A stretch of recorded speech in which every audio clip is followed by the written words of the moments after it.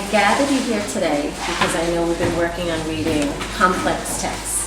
And I know that you're ready now to learn that often nonfiction authors will stick the definition of the word right in the sentence itself. So today, as readers, we're going to learn that sometimes readers learn the meanings of new words by using text features, which is the pictures, the captions, or the diagrams around. And sometimes we read the sentence or the words around the word itself. It might be defined in the same sentence, or it might be defined in the sentence before or after. And there are some key words that sometimes we can look for when we're doing that.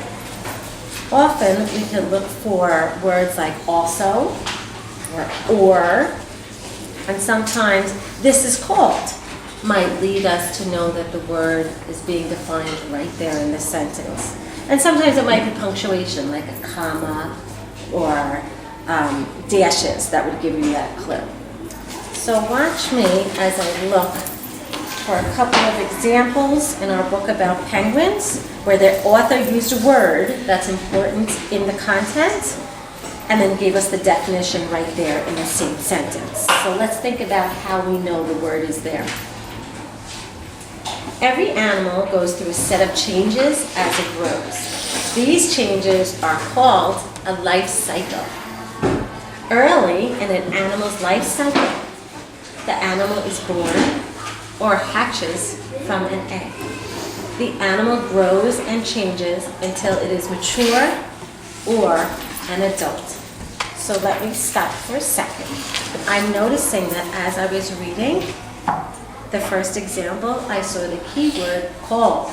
So this signaled to me that the definition is going to be right there in the word. So changes, when an animal goes through changes, is called a life cycle. So that was my first sign that it was happening. Another example that this author chose to use was a comma followed by the word or.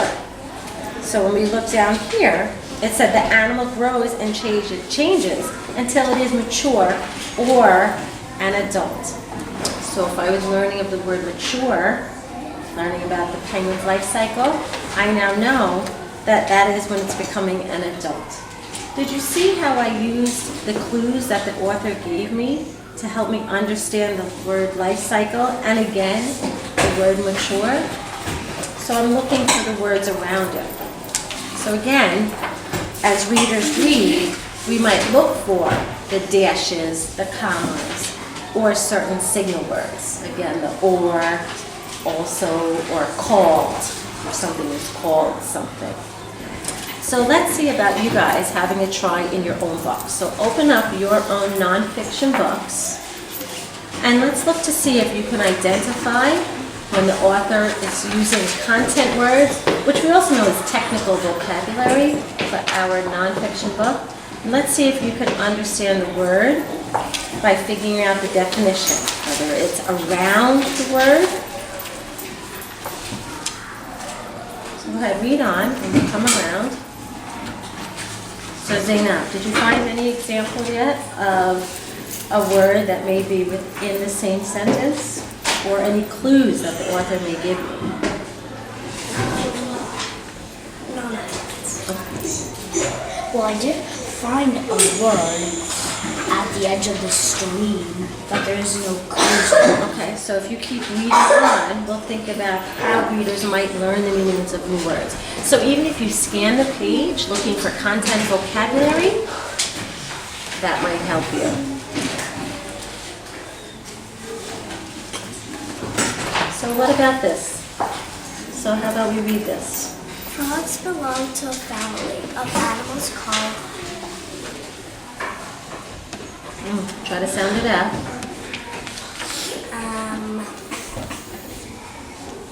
amphibians. Awesome. Amphibians. The word amphibians mean double life. So, whoa, I'm seeing a lot of clues in the sentence. So let's think about what we know about what we could do around the sentence, and let's think about what your author did. Already I'm seeing a clue word there, which would be what? What word do you see that would lead you to know that they were letting you know what the word meant?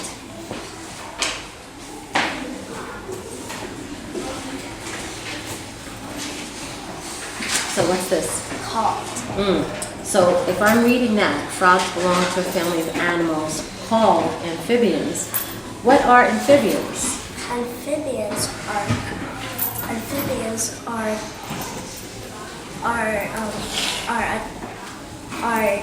double lives. Here, right here. So what is it telling me? Right? Family of animals. Let's try to find another one and we'll see if we could work through and see. So if you need to look up at our chart to understand what we're looking at, you could look at that too. Brian, did you find that?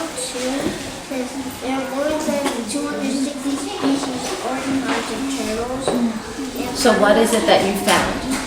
The next one is its shell has overlapping round screws or scales. So did you notice something? Did you notice a pattern that your author is already using when he or she is including words? What is your author doing to show the meaning of the word? After the comma, it's putting or.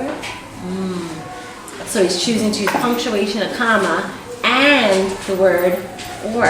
So see if you can find another example, maybe a different example. I found a little root system has one main root that is skipping by years. At first you don't know it, but if you look over here, the picture says the orange part of the carrot is a taproot. Awesome. So you're able to use the pictures, the diagrams, anything around the word to figure out the meaning. Could you find an example possibly where your author was using the definition within the word or around the word? This taproot goes straight down into the soil. So does it give you the definition of taproot? Yeah, like it's like the bottom part. So where could you show me in the text where it says that? Look.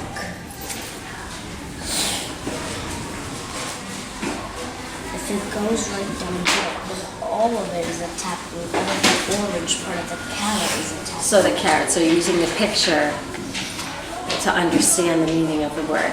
Is there an example where you could find, read right here, I'll come back to you. Read this paragraph and let me know if you notice some keyword the author uses.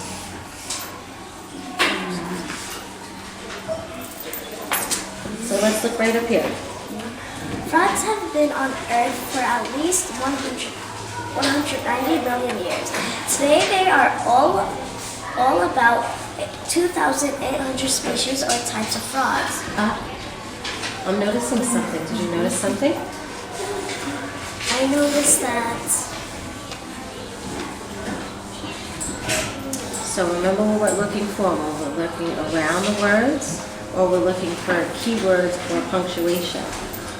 So I noticed that the keyword is species. So how would you know what species means? Because they give you the definition here. They wrote species in bold, and then wrote types or frogs. Excellent, excellent. So you're able to read around the word. Okay, keep going. So see if you could find content words that maybe you didn't know before that you have a deeper understanding of now. I found nitrogen. This is also using punctuation to start staying an egg chamber or nest. And another one here. Making a nest and laying egg is called nesting. So we were able to find two different examples. Instead of putting a comma, the author put called, like not called on the cell phone, like called nesting, like what the meaning of the word is. Do you think that the author chooses to put punctuation or dashes in on purpose? Why do you think they might do that? Because if people see this, if they don't put something like a comma, they won't know.